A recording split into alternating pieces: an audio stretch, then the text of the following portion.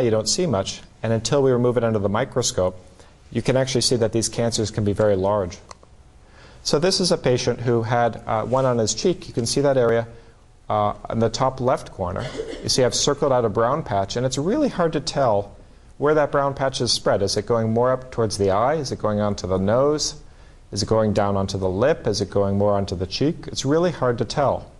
So by doing this careful mapping technique to make sure we take out the cancer but not normal skin, you can see in the picture on the top right all the skin cancer that's taken out there. And it actually did go up the cheek and onto the nose, but we were able to save very important parts of his nose and of his cheek. And then you can see in the reconstruction, after he had his stitches put in the left lower corner, and then a month later when the stitches came out, we were able to give a good cosmetic result. So that's why this is very important. This case, though, shows how difficult skin cancer can be and why you want to make sure you see a very well-trained person for this. This is a patient who had had 2 surgeries beforehand, and you can't see anything on her. There's nothing there. So we started this using our careful mapping technique, and this shows how we go about it, about where we take and how much we take. And by the time everything was out, you can see that she had extensive involvement, involving even the eyelids. You can see her 2 eyes below, down to the eyelids, onto the forehead, down to the bone.